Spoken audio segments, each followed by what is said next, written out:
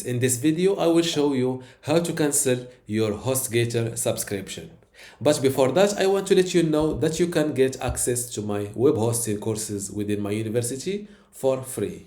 Inside these web hosting courses, you will learn things like how to get started with your preferred web hosting provider, how to set up and manage your website and also email account, and how to optimize your WordPress performance in your preferred web hosting provider.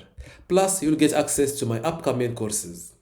To join my university today for free, just go to university.bensexperience.com, link in the description. Canceling your HostGator subscription is easy. It all starts with clicking on this little icon, then click on Renewal Center. Select the HostGator subscription you want to cancel and click on Disable Auto Renew. Check this option and click on Disable. And this is how to cancel your HostGator subscription.